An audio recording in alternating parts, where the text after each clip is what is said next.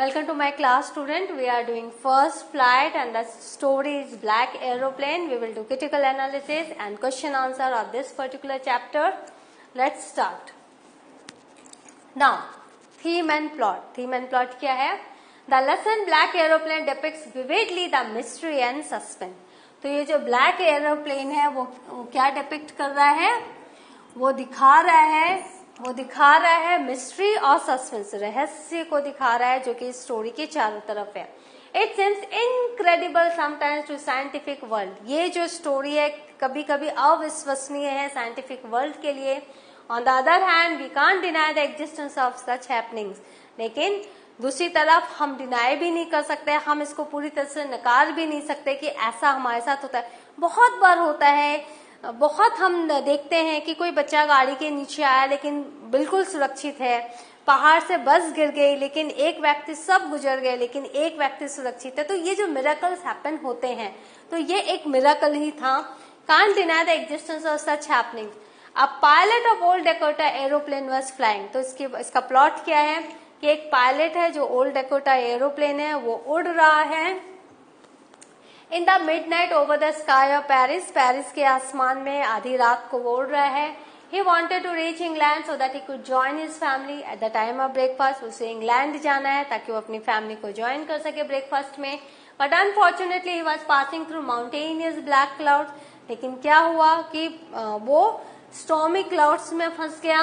He dared to it willingly. और उसने हिम्मत दिखाई जानबूझ के अपनी इच्छा से कि मुझे इसको पार करके फैमिली के पास पहुंचना है. As he was in the turmoil of black clouds, all his system failed to work. और जब वो उस black clouds के अंदर गया तो क्या हुआ, उसके जितने भी प्लेन में जो सिस्टम थे, उसके इंस्ट्रूमेंट थे, रेडियो था, सब काम करना बंद कर दिए. He couldn't communicate anybody. तो वो किसी को भी कम्युनिकेट नहीं कर पा रहा था क्योंकि रेडियो भी काम नहीं कर रहा था. Suddenly he notice a black aeroplane in front of him. अचानक उसने देखा उसके सामने एक ब्लैक एरोप्लेन उड़ रहा है. The pilot of the plane instructed him to follow. और जो पायलट था उसने उसको कहा कि तुम मेरे पीछे पीछे आओ.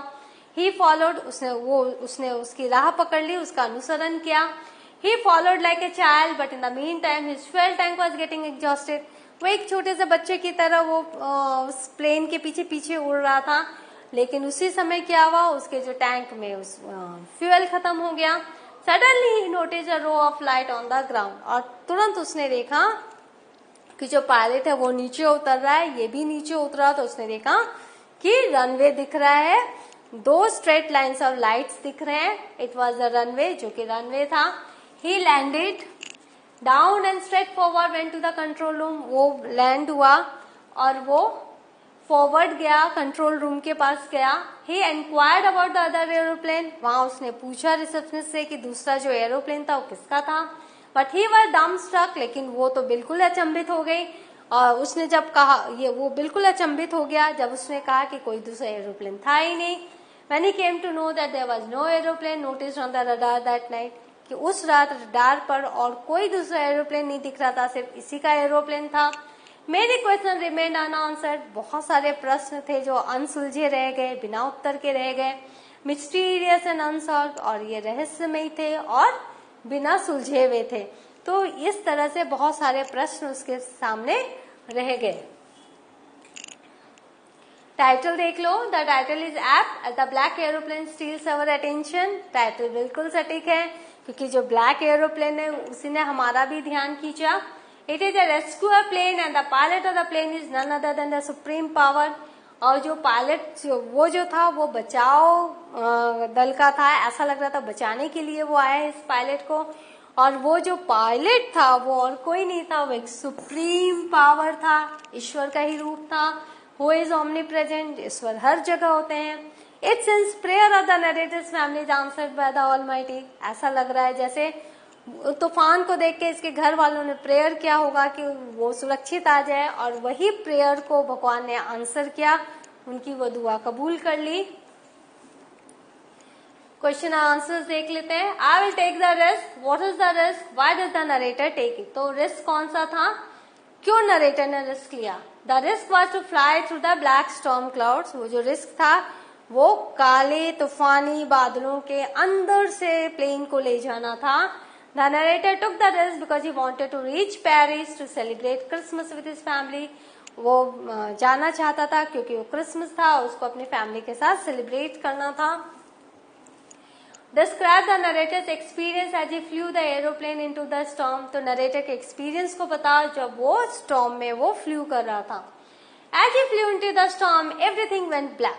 जब वो अंदर गया बादलों के अंदर तो सब कुछ अंधेरा हो गया, काला सा हो गया. It was impossible to see anything outside the plane. Outside the plane कुछ भी समझ पाना मुश्किल था. It jumped and twisted in the air. और जो प्लेन था वो जंप हो रहा था, ट्विस्ट हो रहा था क्योंकि वो बादल जो थे वो स्टॉर्मी थे. When he looked at his compass, he saw that it was turning round and round. जब उसने अपने कंपास को देखा तो वो तो घूम रहा था round and round.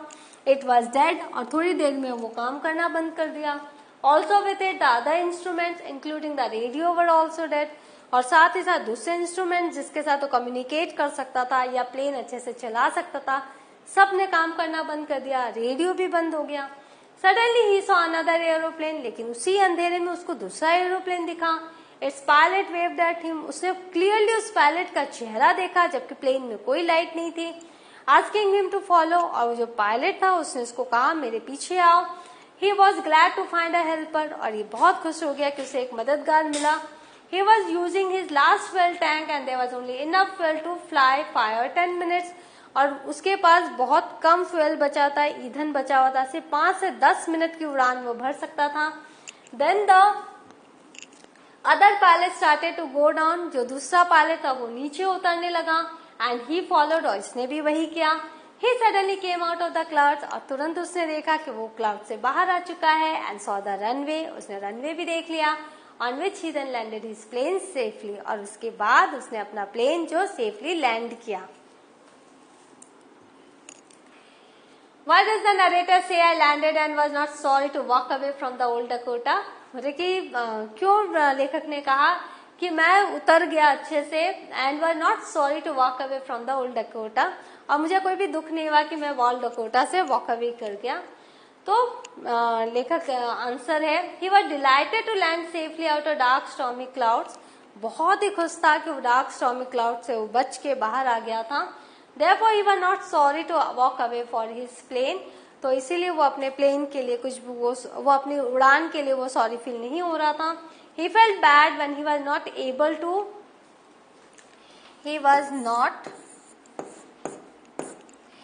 To thank his guide. लेकिन उसको इस बात का बुरा लग रहा था कि वो अपने गाइड को थैंक नहीं कर पाया जो कि उसका मेंटोर था जिसने उसको सेव किया था फ्रॉम फ्राइटनिंग सिचुएशन. उस डरावने सिचुएशन में उस मेंटोर ने उसकी मदद की थी लेकिन वो उसको सेफ नहीं कर पा रहा था.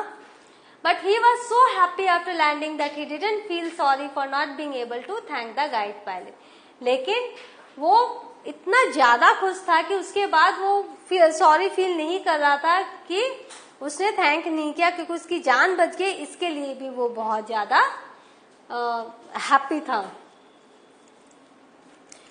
He was so happy after landing that he didn't feel sorry for not being able to thank the guide pilot. पहले थोड़ी देर के लिए उसको ऐसा सॉरी फील हुआ लेकिन बाद में वो अपने सेफ लैंडिंग के लिए वो ज्यादा खुश था. What made the woman in the control center look at the narrator strangely? क्यों उस लेडी ने strangely narrator को देखा? The women in the control room were surprised when the narrator asked about the other aeroplane and its pilot. वो जो lady थी वो बिल्कुल आश्चर्यचकित हो गई जब इसने दूसरे पायलट के बारे में पूछा, ब्लैक एरोप्लेन के बारे में पूछा. She said that there was no aeroplane seen on the radar. उसने कहा, हंसते हुए कहा कि आपके अलावा और कोई दूसरा एरोप्लेन मैं रडार पर नहीं देख पाई हूं. मतलब आप ही का जो एरोप्लेन था वो वहां पर था, आसमान पर था. Who do you think helped the narrator to reach safely? Discuss this among yourselves and give reasons for your answer.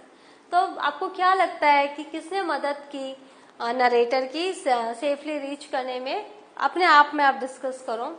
Probably it was the narrator's own self that helped him through the storm. तो हो सकता है narrator के अंदर ही एक उसके अंदर का ही एक व्यक्तित्व था जिसने उसको मदद की इस स्टॉर्म से बाहर निकलने में उसको ऐसा एहसास हुआ कि कोई उसका हेल्पर है, लेकिन वो एक्चुअली उसका अंदर का सेल्फ ही था जो उसे मदद कर रहा था. There was no other plane in the storm as the women at the control center could see only his plane on the radar. क्योंकि अगर देखा जाए रडार पर सिर्फ उसी का प्लेन था, तो कोई और दूसरा प्लेन तो था ही नहीं, और रडार जो है वो हर एक एक्टिविटी को कैच करता है. Also no other plane was flying that night, और कोई और प्लेन उस रात उड़ान ही नहीं भरी किसी प्लेन ने. In his fear he might have been hallucinating, हो सकता है वो अपने डर में उसको चीजें दिख रही हो. He was a good pilot, वो बहुत अच्छा पायलट था. And it might have been his own self that came to his help, और हो सकता है कि उसने खुद का ही प्रतिरूप देखा हो जो कि उसको मदद कर रहा था. और it may that family members are praying for his safe landing and God rescued him, या ऐसा भी हो सकता है कि उसके जो फैमिली मेंबर्स है वो प्रे कर रहे हो कि इस तूफानी रात में वो किसी तरह से घर सुरक्षित हो जाए, और उसी के प्रेयर का नतीजा था कि वो जो भगवान ने उसे बचा लिया. Now, we know that the word fly or birds insects means to move through air using wings. हमें पता है fly किस लिए यूज होता है, birds जो अपने wings के साथ उड़ती हैं. Take the words which have the same or nearly the same meaning.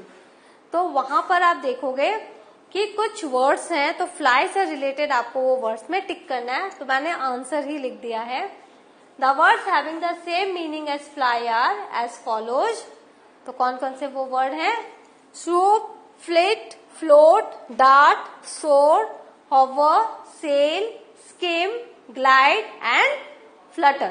तो ये वो वर्ड्स हैं जो फ्लाई के साथ मैच करते हैं. इसके सिनोनिम्स के रूप में आप इन्हें लिख सकते हो. राइट, ये उड़ने के ही डिफरेंट वर्ड्स हैं, फ्लाई के ही डिफरेंट वर्ड्स हैं. बट इन सबका जो है जो थोड़ा थोड़ा अंतर है इसमें, तो हर जगह फ्लाई की जगह इनको नहीं लगा सकते. हर एक का थोड़ा थोड़ा अंतर है मीनिंग में, तो वो आपको जानना पड़ेगा. But these are all related to fly.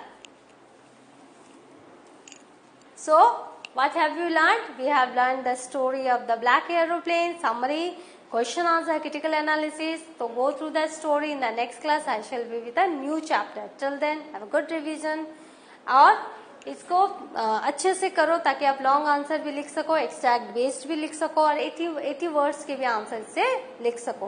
Please chapter पढ़ो इन डिटेल. Thank you.